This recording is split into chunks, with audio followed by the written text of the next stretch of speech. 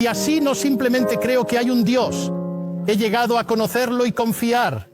Y tengo razones fuertes para hacerlo. John Lennox es científico, matemático y apologista cristiano. El año de su muerte estaba en Oxford, donde defendió la fe cristiana y expuso los principios irracionales del ateísmo. Fue una brillante exhibición de lógica y argumentos para Dios en el cristianismo. Lo que la gente no ve es que Richard Dawkins, uno de los ateos y oponentes más notables del cristianismo, estaba sentado en la audiencia. Eso es. Yo creo en Dios. Creo en el Dios sobrenatural que creó los cielos y la tierra. Creo en un Dios que sostiene los cielos y la tierra en existencia, basado en pruebas racionales con certeza. Similar a las creencias de los fundadores de esta casa, quienes dieron a esta universidad el lema Dominus Illuminatio Mea, que significa el Señor es mi luz. Ellos no veían ninguna contradicción entre la fe en Dios y la máxima excelencia en la investigación racional.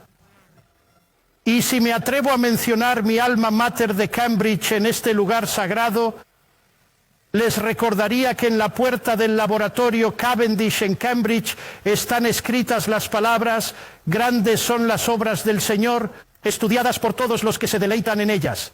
Y al observar el auge de la ciencia en los siglos XVI y XVII, Alfred North Whitehead y muchos otros comentaron que los hombres se volvieron científicos porque esperaban leyes en la naturaleza, y esperaban leyes en la naturaleza porque creían en el dador de leyes. Así que, damas y caballeros, no me avergüenzo de ser tanto científico como cristiano, porque en cierto modo el cristianismo les dio el tema. Lo que me asombra es que pensadores serios hoy en día aún nos piden elegir entre Dios y la ciencia. Eso es como pedir a la gente que elija entre Henry Ford y la ingeniería como explicación del auto. Cuando Newton descubrió su ley de la gravedad, no dijo, tengo una ley, no necesito a Dios. No, escribió el Principia Mathematica, quizás la obra más grande en la historia de la ciencia. Porque él vio que Dios no es el mismo tipo de explicación que una explicación científica. Dios no compite con eso. La agencia no compite con el mecanismo y la ley establecida. ¿Por qué hay algo en lugar de nada? Alan Sandage, el brillante cosmólogo que se hizo cristiano en sus 50, dijo que Dios es la respuesta a esa pregunta.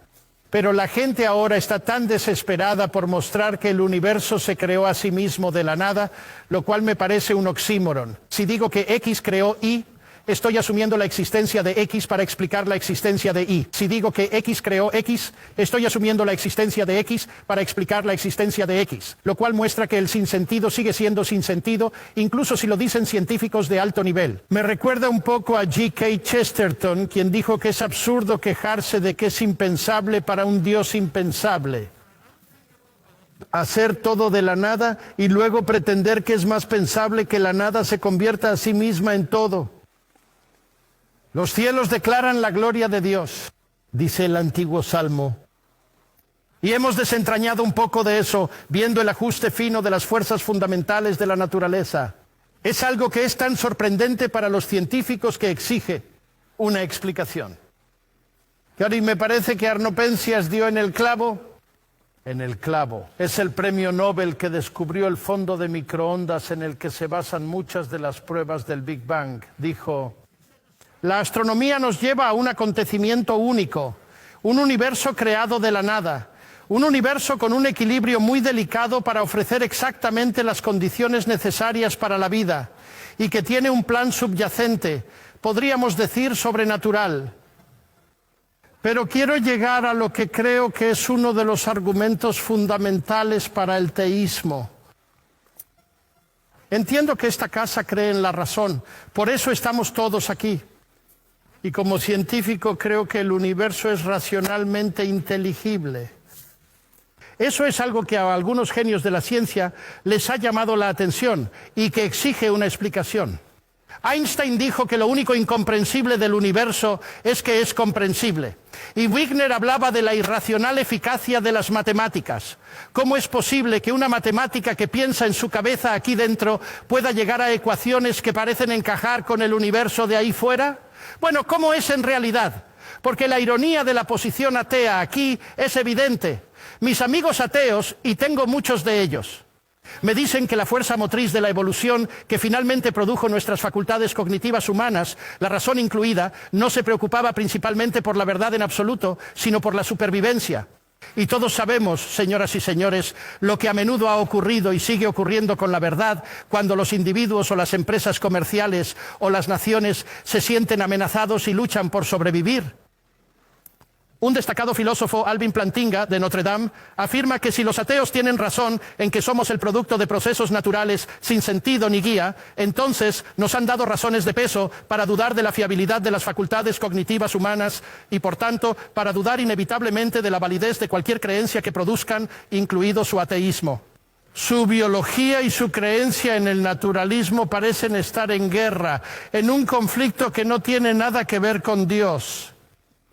Sin embargo, mis amigos ateos siguen insistiendo que es racional para ellos creer que la evolución de la razón humana no fue dirigida con el propósito de descubrir la verdad. Y sin embargo, es irracional para mí creer que la razón humana fue diseñada y creada por Dios para permitirnos entender y creer la verdad. Curiosa lógica. En contraste con eso, el teísmo bíblico afirma que la realidad última es personal e inteligente y la razón por la que la ciencia funciona, y esta fue la fuerza que impulsó a los grandes pioneros de la ciencia. Es que el universo allá afuera y la mente humana aquí adentro que hace la ciencia son en última instancia el producto de la misma divina inteligencia mente. Se nos dice que los seres humanos están hechos a imagen de Dios y eso significa que se puede hacer ciencia. Eso tiene infinitamente más sentido para mí como científico que el ateísmo. Ahora hablemos brevemente sobre la ética. El comportamiento ético, como el racional, no requiere creencias religiosas. Esto es consistente con el hecho de que los humanos son creados a imagen de Dios como personas morales racionales. Pero así como sugiero que la racionalidad no puede explicarse sin la existencia de Dios, me atrevo a sugerir que la existencia de la moralidad tampoco puede explicarse. Así como la ciencia moderna surgió de fuentes judeocristianas, también lo hizo el concepto de igualdad humana. Escucha al ateo Jürgen Habermas, uno de los principales intelectuales de Alemania. Dijo que el igualitarismo universalista, del cual surgieron los ideales de libertad y una vida colectiva y solidaridad, la moralidad individual de la conciencia, los derechos humanos y la democracia, son el legado directo de la ética judía de la justicia y la ética cristiana del amor. Este legado, que permanece sustancialmente sin cambios, ha sido objeto de continua apropiación crítica y reinterpretación. Hasta el día de hoy no hay alternativa a ello. Todo lo demás es solo charla posmoderna sin sentido. Y me parece que está tocando el núcleo de algo importante, porque el valor de un ser humano en el que se basa tal igualitarismo no se basa en lo que el ser humano puede hacer, sino en lo que está hecho o cómo está hecha a imagen y semejanza de Dios. Nunca olvido hablar durante una de mis muchas visitas a Rusia con un colega en la prestigiosa Academia de Ciencias, y él dijo: ¿sabes, John? Pensamos, podríamos abolir a Dios y mantener valor humano. No pudimos y asesinamos a millones de ellos. Y Alexander Solzhenitsyn dijo: si me preguntan por qué 60 millones de compatriotas fueron sacrificados, dijo que la respuesta es que hemos olvidado a Dios completamente.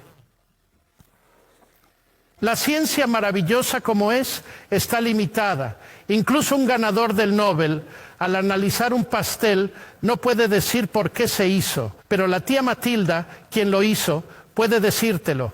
Ella puede revelártelo, pero si no te lo revela, nunca lo sabrás. Y eso me lleva a mi siguiente evidencia. Es lo mismo con el universo. Podemos analizarlo magníficamente, pero al final, si tiene un creador, y creo que sí, solo él puede decirnos de qué se trata todo. Y lo ha hecho en la poderosa narrativa de la Biblia. en particular en su análisis del problema con la humanidad, no simplemente en términos de ruptura de comportamiento entre las personas, sino una ruptura vertical de confianza entre nosotros y el Creador. La solución única a ese problema no es simplemente en términos del desarrollo ético humano, aunque eso es muy importante, sino en términos de algo mucho más profundo en conjunto. La restauración de la relación rota con Dios a través de la salvación que Él trajo por medio de Jesucristo. Una relación radical que nos da poder para vivir éticamente conforme a Dios. Y aquí llegamos a lo que para mí es la evidencia principal, no solo de la existencia, sino de la naturaleza de Dios. Es Jesucristo. Él fue quien no solo enseñó la regla de oro, sino que la encarnó. Alimentó a los hambrientos, sanó a los enfermos y acogió a los marginados de la sociedad. Trajo honor y respeto a los marginados y avergonzados. Y ha traído perdón y paz a millones de personas en todo el mundo. Él puede hacer esto, por supuesto, porque aunque era un hombre, Él nunca fue solo un hombre. Pero Dios se convirtió en humano. La prueba central de esta afirmación es su resurrección histórica que lanzó el cristianismo. Esto es crucial, damas y caballeros. Si Jesús resucitó, la muerte no es el fin y el ateísmo es falso. Si Jesús no resucitó de entre los muertos, el cristianismo es falso. Recuerdo en Cambridge, como estudiante, escuchando al brillante Sir Norman Anderson, un experto legal, analizando forensemente la evidencia desde su perspectiva legal como un brillante abogado. Y él dijo al final de todo: la tumba vacía de Jesús forma una verdadera roca sobre la cual todas las teorías racionalistas de la resurrección se estrellan en vano. Finalmente, ahora, mientras leo la Biblia, no solo encuentro satisfacción intelectual, sino que encuentro una gran cantidad de eso. Percibo la voz de Dios hablándome. Verán, eso es muy personal, pero damas y caballeros, nos han preguntado esta noche sobre la creencia en Dios. Y quiero enfatizar con fuerza que Dios no es una teoría, es una persona. Y si el origen de mí como persona es un Dios personal, entonces lo más emocionante realmente es: ¿existe la posibilidad de llegar a conocer a Dios? Y por eso no simplemente creo que hay un Dios. He llegado a conocerlo y confiar en Él, y tengo fuertes razones para hacerlo, debido a que Cristo murió y resucitó por mí. Y eso ha generado en mí un sentido de perdón, aceptación y paz completamente inmerecidos, que me ha permitido enfrentar el lado feo de mi naturaleza y con la ayuda de Dios hacer algo. Pero me ha permitido enfrentar otra cosa. El problema más difícil que enfrento como cristiano es el problema del mal y el sufrimiento. Mi sobrina teniendo un tumor a los 22 que la mata. ¿Qué le digo a mi hermana? Y este es el problema más difícil que enfrentamos. Pero me parece que el ateísmo aquí no tiene respuesta, porque por definición el ateísmo cree que la muerte humana es el fin. Así que no hay esperanza última. Pero ven, damas y caballeros, podríamos quedarnos aquí hasta medianoche y más, discutiendo como se ha hecho en esta universidad por siglos. ¿Qué debería, podría, haría, podría, si no, posiblemente podría, solo, no podría haber hecho un buen Dios? No llegaremos a ninguna parte. Así que me parece que hay otra pregunta que podemos hacernos y es la siguiente. Es cierto que la vida nos presenta una doble imagen. Vemos algunas cosas hermosas, vemos algunos bordes irregulares, vemos dolor y alegría. ¿Cómo podemos aceptarlo? Y me parece que aquí no hay una respuesta simplista, sino una ventana a una respuesta, y es esta. Si es verdad que Jesús es, como yo creo, el Hijo de Dios, entonces podemos preguntarnos qué hace Dios en una cruz. Y la respuesta viene por lo menos. Dios no ha permanecido distante de nuestro sufrimiento humano, sino que se ha convertido en parte de él. Y la otra cara de la moneda es esta, porque Jesús resucitó de entre los muertos. Él va a ser el juez final. He aquí una ironía, porque el ateísmo no tiene ninguna esperanza última de justicia por definición. La gran mayoría de las personas en la historia del mundo han muerto sin justicia y morirán sin justicia. Y si la muerte es el final, entonces por supuesto no tienen esperanza de justicia última. Pero la promesa del Nuevo Testamento, garantizada por la resurrección de Jesús, es que Él será el juez en el día venidero. Así que, señoras y señores, estas son algunas de las razones por las que creo que Dios es real y digno de confianza. Gracias.